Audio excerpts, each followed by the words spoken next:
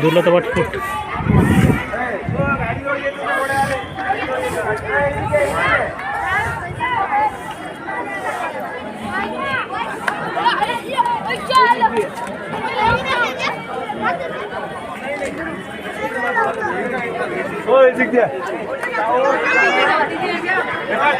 बुद्धू बुद्धू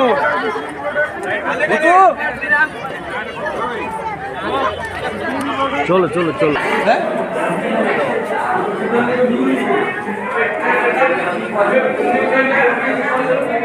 দরজাটা দেখছেন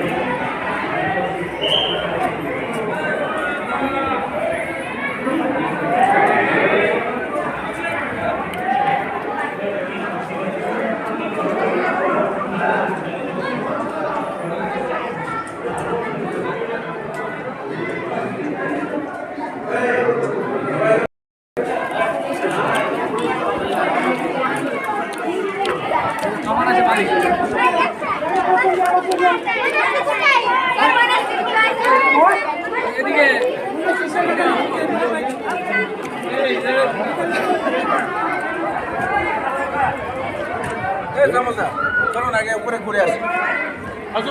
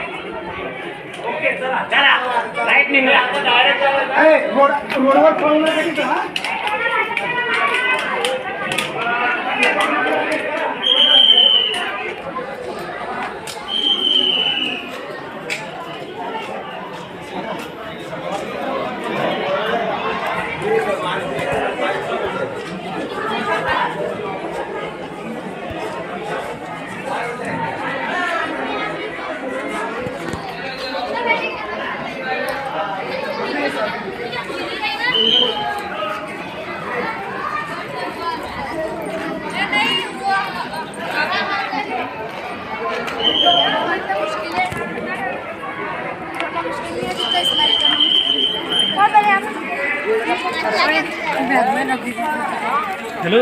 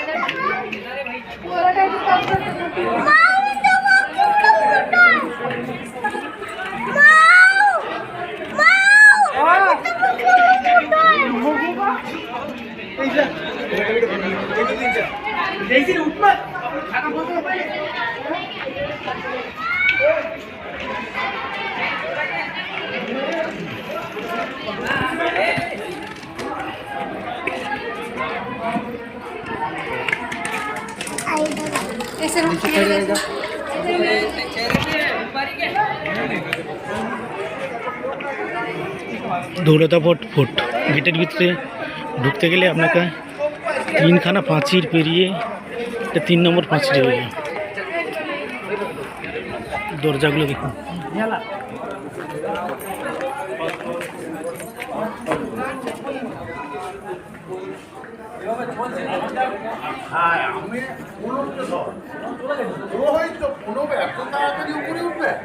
আরে কতগুলা গেট পেরিয়ে এলাম, বলা তিনখানা হয়ে গেল, তিনখানা গেট হয়ে গেল। একটা গেটে ঢুকবি, ওইটা ভুল ভুলাইয়া কোনটা হলো না?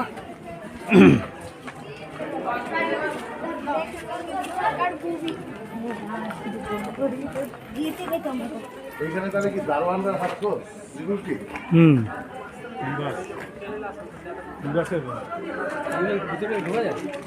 হ্যাঁ,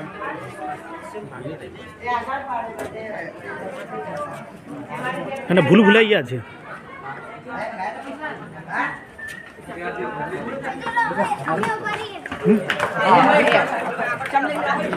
ওই জন্য বন্ধ থাকছে। এটা চাঁদি মিনার। চাঁদি মিনার। তুই কি ছবি তোলার তার সাথে সাথে বলে দিচ্ছ মানে কি? হুম। হ্যাঁ,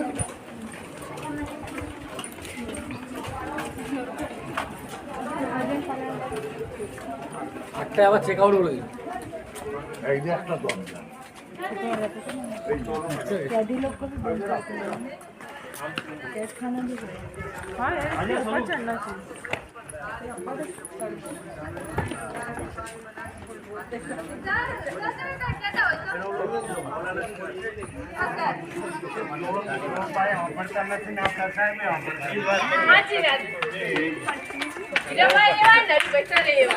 ওইটাতে ভুল ভুলাইয়া আছে, ওইটাতে এটাতে ভুল ভুলাইয়া আছে। ওইটা মানে ওরা খেলাধুলো করতো না নিজের সাথে। ঢুকলে বেরোতে পারবে না, ঢুকলে আর বেরোতে পারবে না। আর ওইটা রাস্তা ছিল, এটা বাইপাস করে দিয়েছে।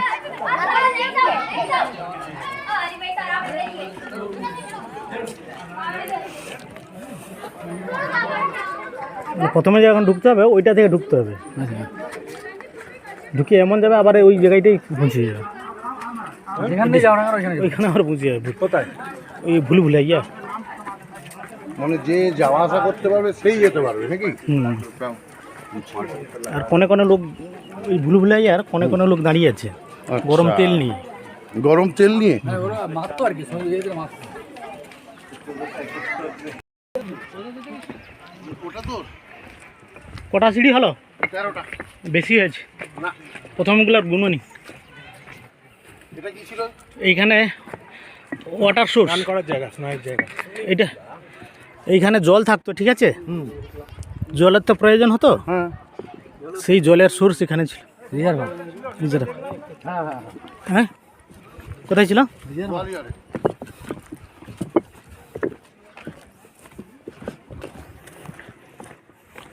এখন তো এখানে বাঘও রাখা যাবে। হ্যাঁ, তা রাখা যায়।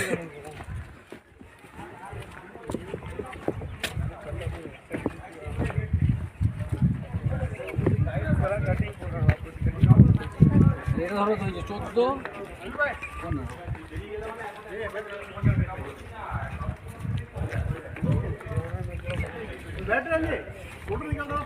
15তেই কেলিয়ে গেছে। তাহলে পাথরগুলো ঠিক আছে।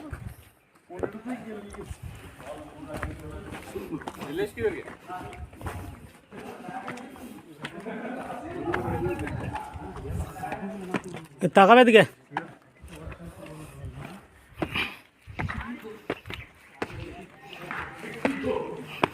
दिख रहा क्या?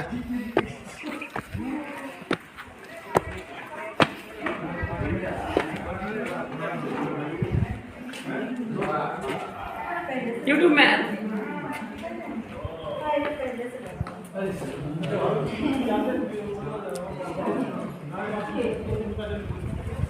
গম্বুজ। এখানে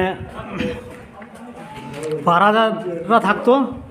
গম্বুজটা এত হাইট করার কারণ ঠান্ডা লাগবে, গরম লাগবে না। এটা মন্দির তো, এটা মন্দিরে খাওয়া দাওয়া পুজো টুজো। হ্যাঁ, এটা মাতা মন্দির গো। এখানে দরবেশ বুঝতো, ঠিক আছে?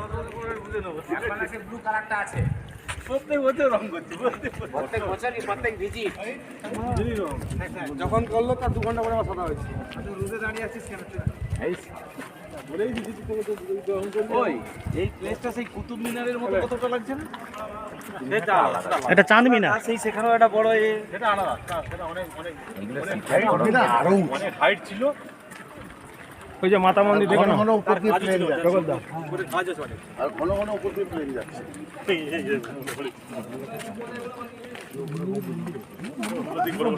যাচ্ছিল কিনা দুর্গা মন্দির। আমরা 10 মিনিট জানিয়েছি তাহলে এখানেও দুর্গা মন্দির দেখেছি, ভারত মাতা। এই ধরনের জিনিসগুলো সব মন্দিরে এটা নয় যে আমি কাজ এটা আমাদের হিন্দু মন্দিরের আছে। ভারত মাতা, মাতা মাতা নেই, ভারত মাতা।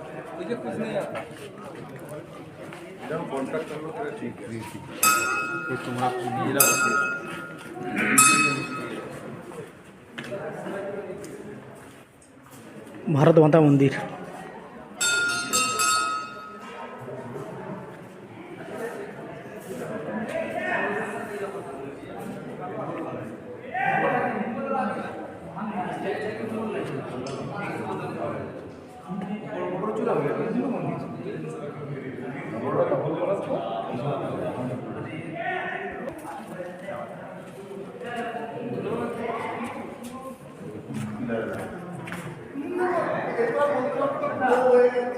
ওই তো ওপরে পদ্ম, ওই যে গোল গোল সব। ওই গোল গোল সব দেখো ওই যে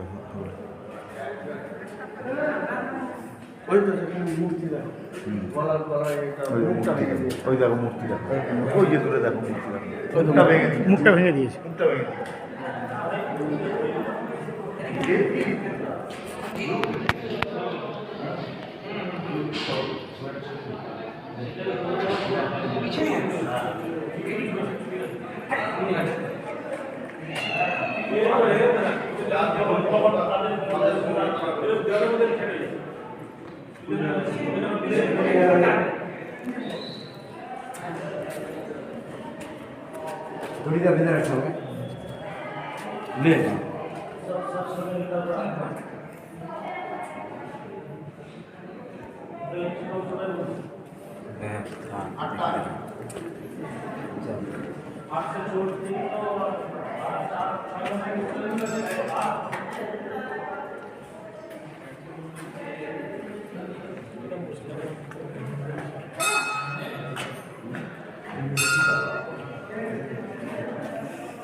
এই মন্দিরটাকে ডিস্ট্রয় করতে পারেনি, এটা ধ্বংস করতে পারেনি।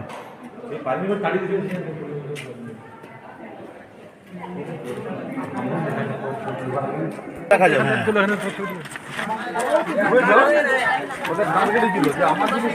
দূর থেকে দেখা যাবে এবং আমিও দেখতে পাবো। হ্যাঁ, আগে এটাতে বলা হচ্ছে উঠতে দিত।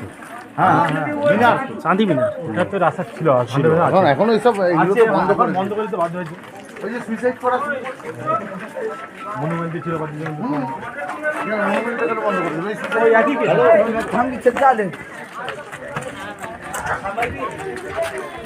কোথায়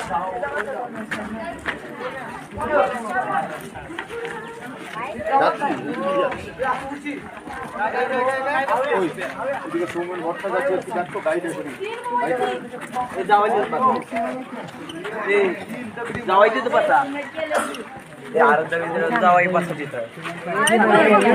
अरे जायलील पळत तिकडे, अरे पळत जायलील फोटो काढा रे.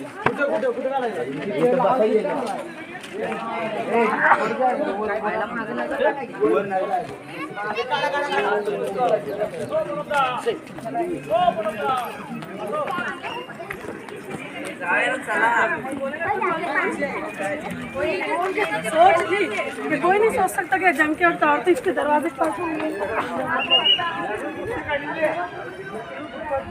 চাঁদি মিনার। চাঁদি মিনারের একটি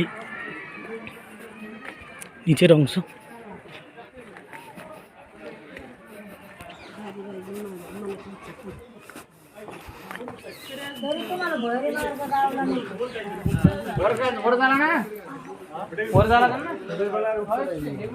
আমাদের হলে আলাদা হবে, এই টাইপের হবে, আমাদের এই টাইপের হবে, আমাদের গোল হবে মাথা। তালা মারা लॉक करा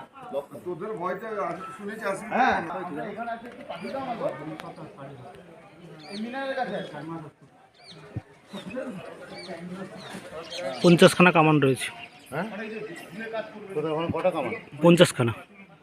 এই ফোর্টের প্রথমে নাম ছিল দেবগিরি ফোর্ট, মুসলমানরা এটাকে দৌলতাবাদ নাম দিয়েছে।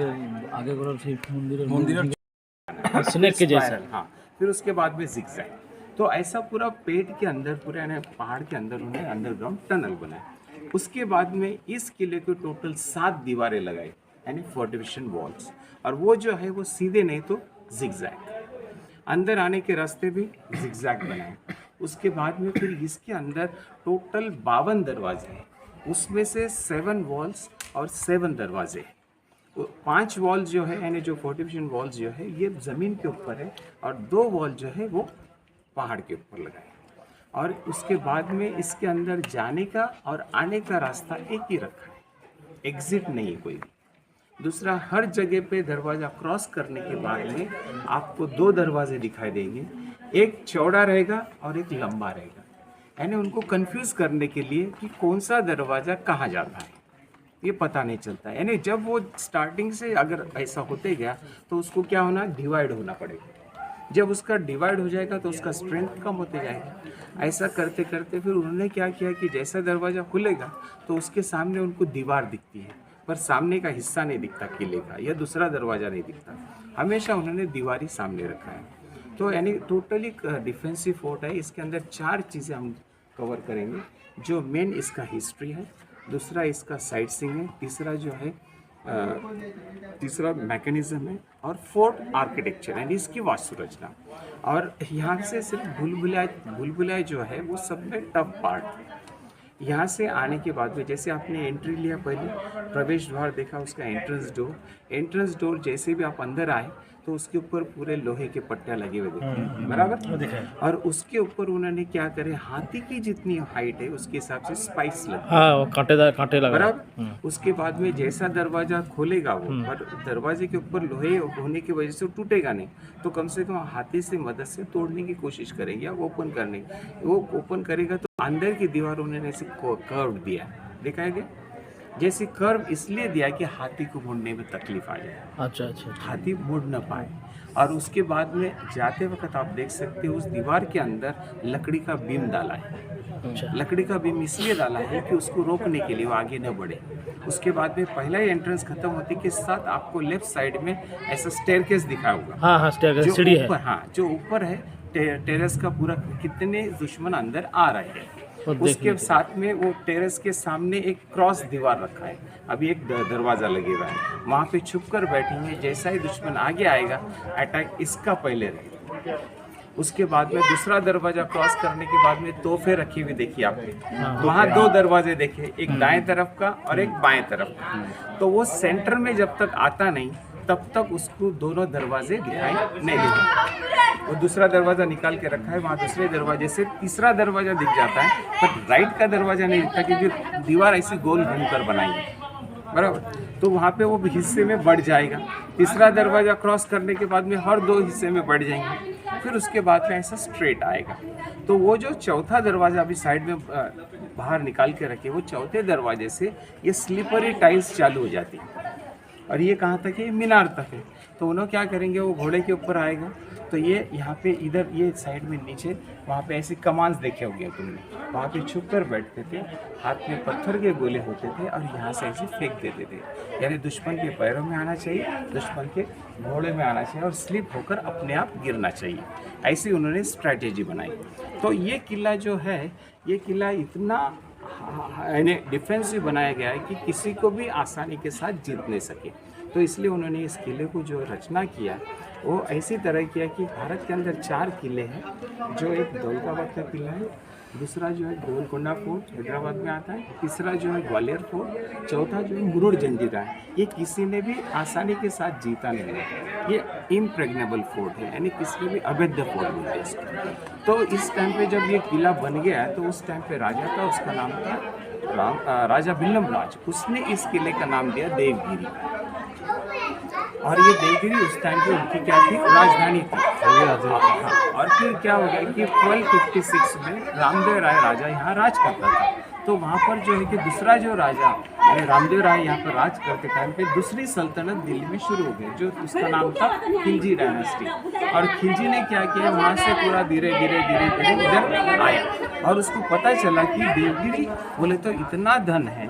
अगर मार्को पोलो का स्टेटमेंट सुनेंगे तो वो क्या करते थे, कपड़ों की जगह पे जेवरात के क्या कपड़े पहनते थे, इतना उनके पास में धन था। तो उसने क्या किया कि किसी भी हाल में इसको हासिल करने की ये किया।